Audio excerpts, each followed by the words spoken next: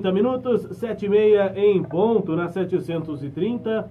Estamos aqui na bancada com Kleber Ferreira, Eduardo Horácio, e a partir de agora para entrevistarmos o deputado federal pelo PPS, Marcos Abrão Roriz. Deputado, obrigado pela presença, disponibilidade aqui de comparecer às 730. Bom dia. Bom dia, ouvintes da 730. Para mim, é uma satisfação estar aqui com vocês, Rubens. Eu quero aqui cumprimentar você, o Kleber, o Eduardo e principalmente a audiência e a nossa capital, né? Todos os goianienses.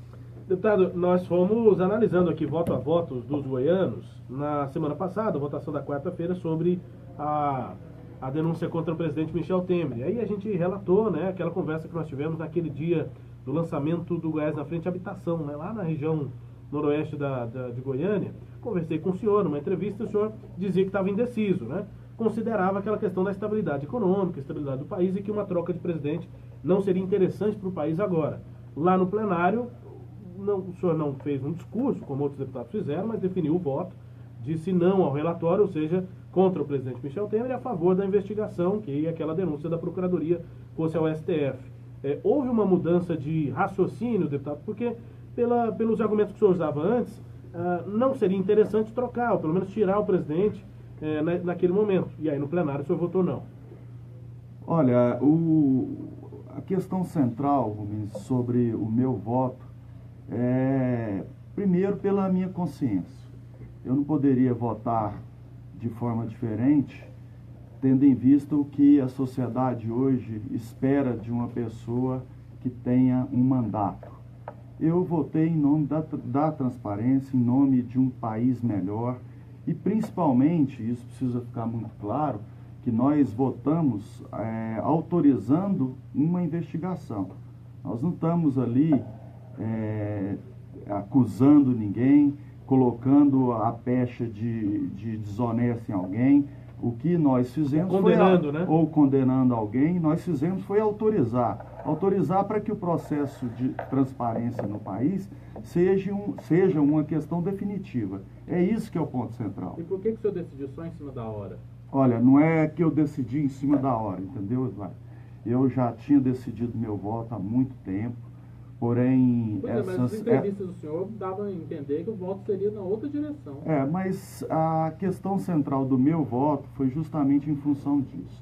Eu não poderia dar nenhum rumo sobre como eu iria votar para poder diminuir a questão de pressões em cima do meu voto. Eu voto de acordo com a minha consciência, Eduardo. Pelo efeito surpresa, é isso? Eu tenho... Não foi efeito surpresa, não, porque as pessoas que me pediram o voto no outro sentido sabem. Eu deixei muito claro que meu voto seria pelo contrário ao relatório, ou seja, a favor da abertura de investigação. E minha consciência está tranquila, eu fiz a forma que eu fui educado, que é o mais importante. Eu sou filho de um professor universitário e na minha casa eu aprendi a ser assim. Então eu não tenho o menor arrependimento de ter votado da forma que eu votei. E por que tão conciso o voto? Porque... Nossa, o senhor só falou assim, não, né? Então, porque o momento, Eduardo, não é um momento de você utilizar o plenário para poder ter, na minha opinião, para ter projeção política. Projeção política você tem com trabalho. Eu faço meu trabalho diariamente, visito as bases que eu represento, e ali era, no meu entendimento, um momento de você dizer sim à investigação ou não. E eu disse sim em nome de um país mais transparente. O senhor consultou a senadora Lúcia Vânia sobre esse assunto ou não chegou a consultar? Qual é a opinião dela? Olha, Eduardo, a senadora Lúcia Vânia, todo mundo sabe, a ligação familiar com ela, mas nós não conversamos nesse nível. O meu voto representa a minha opinião, a minha consciência, e eu tenho certeza que ela também votaria no mesmo sentido que eu votei. Mas não houve nenhuma conversa mesmo? Nenhuma conversa. As conversas que nós temos... conversa sobre política? A gente conversa sobre política quase todo dia, Eduardo. Agora, a interferência sobre o meu voto, ela jamais fez e jamais fará, por respeitar o meu mandato. E agora, tem essa nova denúncia aparecendo com relação àquela participação Coronel Lima, empresas do Coronel Lima, homem de confiança do Temer, dinheiro, também solicitação de propina, denunciado pela JBS. O senhor acha que dessa vez a investigação vai ser realizada ou, pelo andar da carruagem, pelo que a gente viu na primeira votação, não? Kleber, não tem como nós fazermos qualquer tipo de previsão em relação a isso. Por quê? Porque a denúncia ou a possível denúncia ainda tem que ser analisada. Eu mesmo tomei conhecimento dessas denúncias por revistas de circulação nacional. E, na minha opinião também, sabe, Kleber, isso precisa ficar muito claro para a sociedade, eu sou muito crítico em relação ao acordo de delação que foi feito com a JBS. Na minha opinião, o principal ator deste acordo foi poupado, né? Na minha opinião, ele deveria ter um tratamento diferente. Final de filme em que o bandido vira mocinho, né? Agora, nós estamos vivendo num tempo de transparência. A sociedade cobra transparência dos gestores, das pessoas que detêm de cargo público. Por isso que eu votei da forma que eu votei. Então, o senhor não analisa exatamente o mérito da denúncia, a questão é a continuidade da investigação. Olha, eu li a denúncia, fiz questão de ler a denúncia, e em nome dessa transparência, de um processo que a gente precisa, se todo o pessoal que estava defendendo que não se investigue, por que não investigar se você tem certeza da sua inocência? Pergunto se o senhor já adianta o voto para uma segunda denúncia que apareça. Eu também defende que ela continue. Como eu votei das outras vezes, a gente não pode ser incoerente. Eu votei pelo afastamento da presidente Dilma, votei pelo afastamento do Eduardo Cunha e votei pela abertura de investigação. E votarei, sim, se tiver outras investigações que depender do meu voto para ter abertura. O senhor acha, deputado, que o presidente Temer vai terminar o mandato? Olha, Kleber, é imprevisível, né, a gente saber se vai terminar o mandato. Como eu tinha colocado já, e o Eduardo mesmo colocou aqui, a questão da estabilidade econômica é muito importante. A gente precisa ter uma estabilidade política para que a gente possa fazer esse Brasil voltar para o rumo, né? A gente não pode conviver com a economia, com 14 milhões de desempregados hoje. Então, eu espero que o país volte, né, para a geração de emprego, renda, para que a gente possa ter um país que possa absorver a maior mazela que tem hoje na sociedade, que é o desemprego. O senhor torce para que Michel Temer, não sabe o que vai acontecer, mas o senhor torce para Michel Temer ficar até 31 de dezembro de 2018. Eduardo, eu não vou aqui fulanizar, eu torço pela estabilidade da economia. Mas o que é com melhor? Temer, sem Temer, eu torço para que a economia brasileira volte para o rumo do desenvolvimento. O que é melhor? Com o Temer até o final do mandato ou sem Temer? Para a nação, para a geração de emprego, para as relações institucionais, para as relações internacionais. O que é melhor, Kleber, é que a sociedade brasileira saiba que as instituições estão funcionando. Com Temer, sem Temer, a figura do presidente da República Federativa do Brasil precisa estar bem descolada de se é A, B ou C. Se você é detentor de um mandato, tá, mesmo como sendo vice, ele foi eleito como vice-presidente, ele precisa seguir as regras de um presidente da República. Veja, mas o senhor já disse, está ruim com o Temer, pode ficar pior sem ele. O senhor mudou de opinião? Não mudei de opinião. Na minha opinião é que a instituição, Presidência da República, precisa ter uma continuidade de trabalho. Seja com Temer ou seja com quem quer que seja, para que a gente possa ter essa que eu coloquei já, que é a volta da geração de emprego. Aí o senhor defende basicamente o plano que o governo Temer tem apresentado, por exemplo, com as reformas. O governo está trabalhando mais forte agora com a questão da reforma da Previdência, que está lá para ser votada no plenário, e tem a expectativa de chegar, de ser enviada ao Congresso a reforma tributária. O senhor defende essas reformas? Rubens, a questão da reforma da Previdência, todo mundo sabe que precisa ser feita. Agora, na minha opinião, e a maior crítica que eu tenho, é justamente do momento de você fazer essa reforma da Previdência. A sociedade hoje não se vê representada no Congresso, pelo Congresso Nacional. Então, na minha opinião, essa reforma deveria ser, primeiro, discutida no início de 2019 com um novo governo. Tá? Essa é a maior crítica que a gente faz E, na minha opinião, a reforma que tinha que ser priorizada agora é a reforma política. Porque todo o sistema político brasileiro já foi demonstrado em diversas ocasiões que precisa ser reformado. E, na minha opinião, se for ter que discutir agora, prioritariamente, na minha opinião, teria que ser a reforma política. Pois é, a revista Exame desta semana trouxe uma ampla reportagem acerca disso, que os deputados querem a reforma política, priorizar a reforma política, e a presidência da República quer priorizar a reforma da Previdência. Nessa queda de braço, o senhor acha que o Congresso Nacional, a Câmara Federal, vai se impor? Olha, não é se impor, Kleber. Quem tem a função de alterar a Constituição é o Congresso Nacional. Isso precisa ficar claro. Essa interferência do poder... Tem prazo até o final de setembro. Pois é, como é que aprova a PEC em 2 turnos na Câmara, 2 no Senado em 45 dias? Dá 20 dias. Olha, você pode ter certeza que se tiver uma vontade política de fazer uma reforma, mesmo que não seja a reforma ideal, Eduardo, a gente precisa mudar as regras. Mas a gente tem condições de fazer essa reforma, a gente tem condição de fazer uma reforma para valer, mesmo que seja mesmo que seja uma reforma parcial para 2018, para que a gente possa ter, primeiro, essa questão das coligações precisa ser revista. A gente precisa ter, e principalmente devolver para a sociedade, a responsabilidade de escolher. Ela vai escolher. Eu defendo voto distrital misto, tá? Que é uma forma de você ter tanto a respeito às minorias, na proporcionalidade, como no distrito, que hoje você fazer campanha política, Kleber, em mais de 100 municípios, 200 municípios, é inviável. São 246, mas nenhum deputado federal tem representatividade. Nem Marcos Abrão. Né? Eu fui votado em 244, mas é impossível você visitar 200 municípios em 4 anos. Isso precisa mudar. Então o senhor defende o voto distrital misto e o que mais? Olha, eu defendo voto distrital misto, eu defendo que a gente precisa arrumar mecanismos de financiamento público de campanha, com fiscalização. Só público?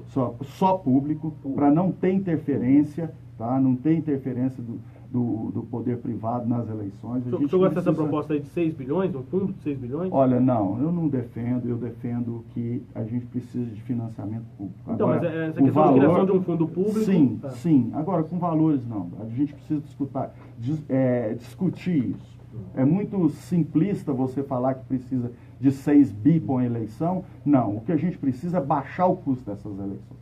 A gente não pode mais conviver com a eleição sendo pautada pelos valores que foram pautadas as eleições de 2014. Coligação com o Constitucional acaba. Na minha opinião, precisa ter uma regra de transição, porque a gente também não pode mudar esse jogo no meio dele. Tá? Os partidos precisam se preparar para essa transição, mas que seja revista principalmente o custo dessas campanhas. As campanhas políticas no Brasil precisam voltar para pessoas que querem fazer política por vocação e não como negócio. Agora, até o final dessa semana, você acha que a Câmara Federal já se posiciona? Porque, como o Eduardo Donato falou, vai ficar muito de afogadilho se não começar essa semana, por exemplo. Não, chance zero, esquece, né? Eu sou um otimista, eu não concordo com o que o Eduardo está colocando, que é chance zero. Né? A gente precisa, a gente pode fazer uma reforma parcial para poder melhorar o sistema. A democracia é assim, ela precisa ir mudando, se adequando de acordo com a nossa realidade. Eu acredito ainda, principalmente na força do brasileiro, para que a gente possa ter um país melhor. 7h44 em Goiânia, nós estamos entrevistando ao vivo, aqui na 730, o deputado federal pelo PPS, Marcos Abrão Roriz, votou contra o presidente Temer, a favor da investigação na última quarta-feira. O deputado do PPS está na base de Temer? Olha, o PPS hoje apoia o governo. A gente é um partido que tem compromisso com as mudanças que precisam ser feitas, porém é um partido independente. Não fechou questão na votação de quarta? Não fechou questão. É um partido, em relação ao posicionamento com a bancada, muito, muito ético. Nós, em momento nenhum, nós fomos pressionados pelo partido para votar de uma forma ou de outra. O partido respeitou a consciência de cada um dos deputados na hora da votação. E o próprio governo, né? O senhor foi em alguma reunião no Palácio, algum emissário do governo conversou com o senhor, vamos liberar emenda daqui, emenda de lá, vota aí com o governo. Como é que foi essa pressão, deputado? Conta para o ouvinte. Olha, primeiro que nós estávamos, né, em um recesso. Eu acompanho a liberação das emendas parlamentares, que não é favor de governo, isso precisa ficar claro. O governo não fez favor em liberar a emenda, não. A emenda nossa no governo federal é impositiva. Nós temos 15 milhões de emenda por ano. 7 milhões e meio que são destinados para a saúde e 7 milhões e meio para que a gente possa atender as bases ou os municípios do estado de Goiás. Agora, eu não tive nenhum tipo de conversa para poder ser pressionado. Minha conversa foi simplesmente que eu frequento para poder, os ministérios, para poder dar encaminhamento às minhas emendas. Porque não adianta o deputado colocar emenda, Eduardo, e não acompanhar. Porque essa emenda, para poder virar uma obra no município, precisa de documentação, precisa de acompanhamento diário para que você saiba o andamento até esse recurso chegar aonde ele precisa chegar. Ninguém relacionou uma coisa a outra, o voto, a liberação de mais emendas nesse período? Olha, de forma alguma eu fui... Ninguém chegou com uma conversa de pé de orelha, nem então. Sondado, Kleber, pelo governo, eu não posso falar isso. Pois é, tivesse falado reuniu com o Michel Temer? Não me reuni com o Michel Temer, eu reuni só em uma ocasião, quando eu sugeri o que foi feito agora, que foi a criação de um programa de regularização fundiária específico para entregar escrituras. Isso sim eu fiz, lá atrás. Depois virou uma medida provisória e agora está sendo adotado um programa de regularização fundiária, como eu fiz aqui em Goiânia, na entrega de escrituras na região noroeste, onde mais de 11 bairros foram regularizados. Esse tipo de conversa eu tive. Se o senhor tivesse dito que iria votar não, o senhor teria sido chamado para uma conversa, ou não? Kleber, eu acredito... Você viu alguém ser chamado para uma conversa? Não vi, Kleber, e eu acredito pela minha forma de trabalhar, pela minha postura, dificilmente eu seria chamado para alguma conversa que não seja dentro de uma agenda específica e pré-marcada com assunto. Eu não dou liberdade para alguém me fazer qualquer tipo de proposta que não seja dentro do meu mandato e dentro do que a população espera de um deputado federal. E aqui em Goiás, deputado, o que vai acontecer na eleição do ano que vem? O PPS vai com a base marconista, o PPS vai conversar com outros partidos, como é que vai ser? Olha, nós participamos deste governo, o PPS foi parte de uma aliança que governa o estado de Goiás hoje, junto com o governador Marconi Perillo. Agora, as eleições, Cléber, precisam ser discutidas em 2018. Nós vamos conversar com todos os partidos, mas é claro que nós temos, na minha opinião, uma preferência de ter uma ligação com o governador Marconi Perillo, que foi o que nós já fizemos. Agora, depende de qual base, depende de qual projeto. Nós vamos ter que discutir primeiro, Cléber, qual que é o projeto. Já está esboçado alguma coisa politicamente. O governador já disse que José Edson Figueiredo é o candidato natural ao governo. Então, o candidato Marconi é José Edson. Já disse que o voto dele para senador será para o próprio Marconi e para Wilder Pedro de Moraes. Esse esboço já agrada o partido? Kleber, o voto pessoal do governador é uma prerrogativa dele. Né? O PPS não fechou questão sobre a candidatura majoritária para o governo do estado de Goiás a partir de 2018. Nós ainda não temos essa questão fechada em relação ao voto que o governador deu. Nós vamos discutir o projeto e depois vamos discutir a aliança. Se o PPS se sentir representado, que vai acontecer no ano de 2018, nós seguimos juntos. Se não, nós buscamos outro caminho. O senhor, o nome de José Edson como candidato a governador, pré-candidato a governador, e o Wilder e Marconi ao Senado não agradam? O PPS não agradam? Kleber, eu tenho um relacionamento muito bom com o governador Marconi e com o vice-governador José Hélio. Mas entre ter um relacionamento bom e discutir uma aliança para 2018, a partir de 2018, tem uma conversa ainda que precisa ser feita. E nem foi fechado qualquer tipo de projeto para pós 2018, nem proposta. Então nós vamos analisar, ver se o PPS vai estar contemplado com as suas propostas de governo que toda essa questão de habitação, regularização fundiária, foram propostas que o PPS levou para o governo. Se hoje nós temos o estado de Goiás referência em habitação, Cleber, foi graças ao trabalho que eu fiz, e já afiliado do PPS. Eu disputei as eleições no PPS.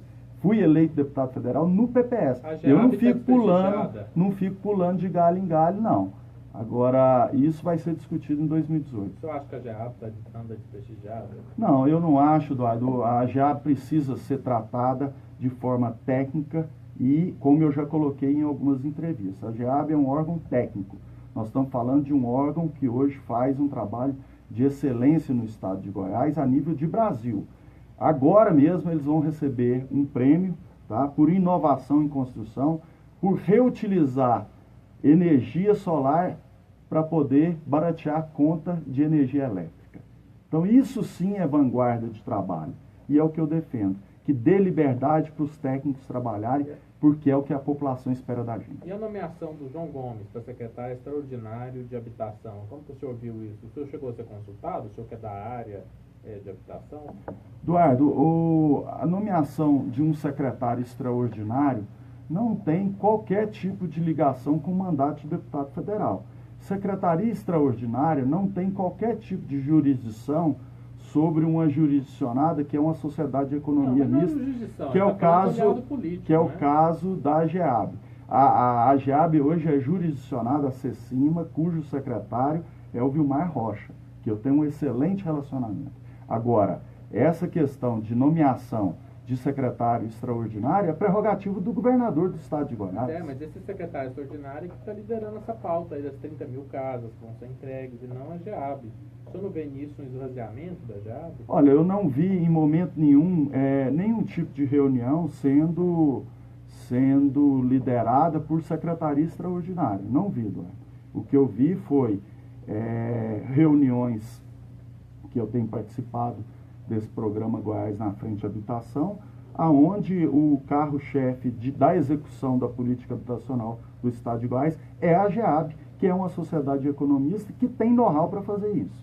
Bom, e o que o PPS quer para a eleição do ano que vem, deputado? O PPS tem em Goiás um deputado federal, né? Temos um deputado estadual, Virmontes Cruvinel, temos um vereador na capital de Goiânia, temos um vereador em Aparecida e mais 89 municípios. Para o ano que vem, como é que vai ser? O que nós queremos é que a nossa proposta de trabalho, que vai ser discutida dentro do partido, seja incorporada num plano de governo. É isso que o PPS quer. Ser respeitado, primeiro, como um partido independente. Segundo, um dos partidos, Cleber, que tenha uma das melhores figuras que nós temos hoje na política brasileira, que é o caso do Roberto Freire, do Rubens Bueno, que é das pessoas mais respeitadas dentro da Câmara Federal. O que nós queremos é que as propostas que sejam discutidas dentro do partido possam integrar um plano de governo. Não, mas o que eu falo é o seguinte, é porque o Roberto Freire já disse que o PPS precisa aumentar a sua representatividade em Brasília, mais deputados federais. Aqui em Goiás já tem muito.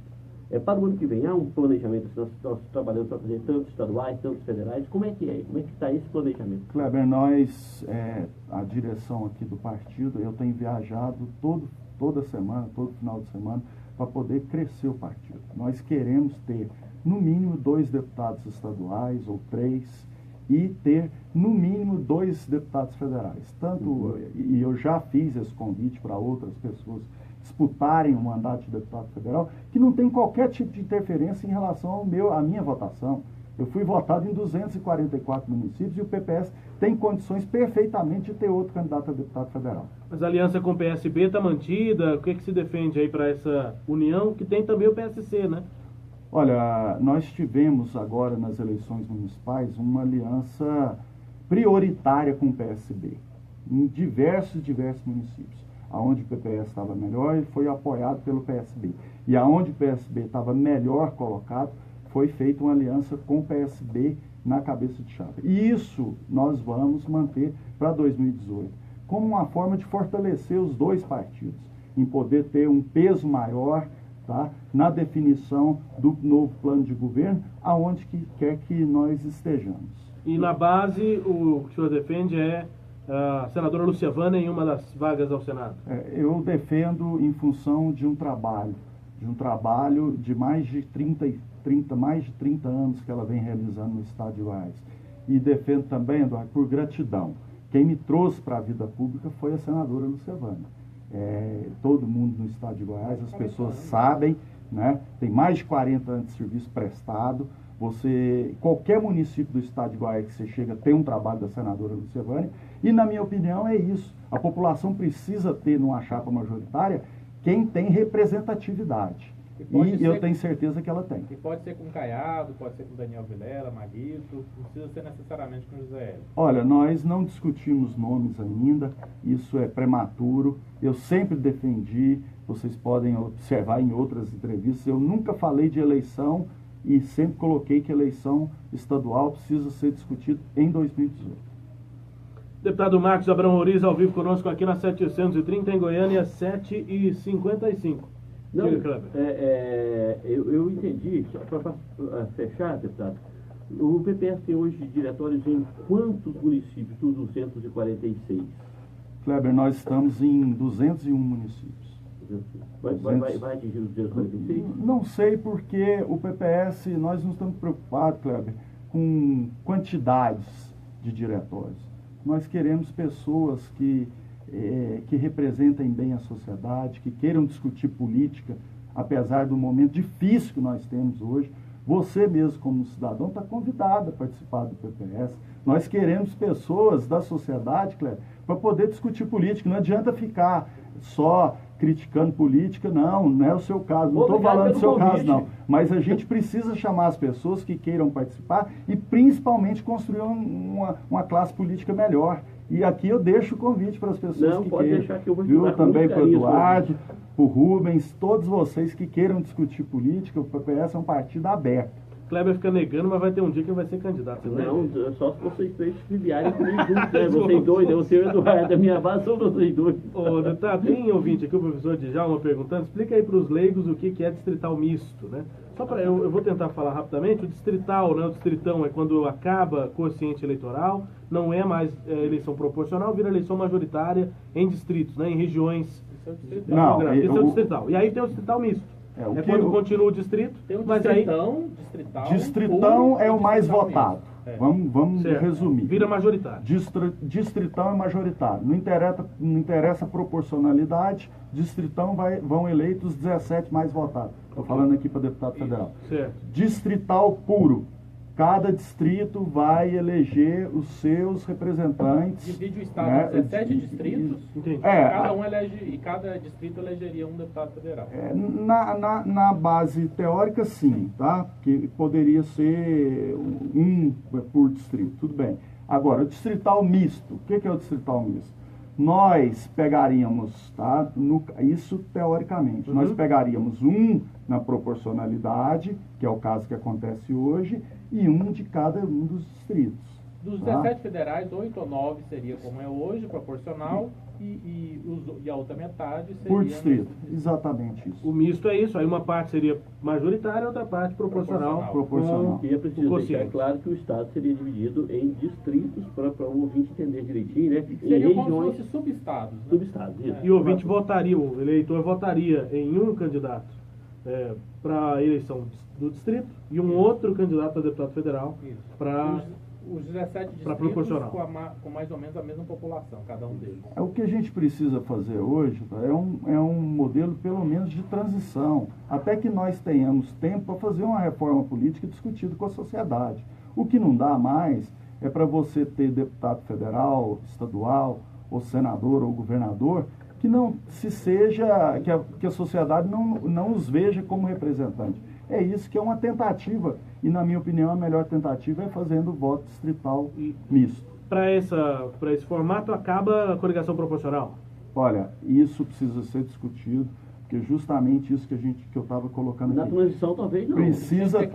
Precisa ter uma transição. Eu defendo cláusula de barreira, eu defendo que o partido tem uma representatividade mínima para poder ter tempo de televisão e fundo partidário. Não dá para um partido que não tem nenhum deputado federal na Câmara ter tempo de televisão e fundo partidário. Isso é uma indecência. Deputado federal Marcos Abrão Roriz, presidente do PPS aqui em Goiás, ao vivo conosco na 730. Deputado, muito obrigado pela presença. Bom dia, bom trabalho. Eu quero agradecer a todos vocês, agradecer aos ouvintes e sempre me colocar à disposição para que a gente possa discutir, principalmente, tá, prestar conta do mandato que a população me concedeu. Muito obrigado. Obrigado, deputado Marcos Abrão Roriz. Destaque da entrevista no portal 730.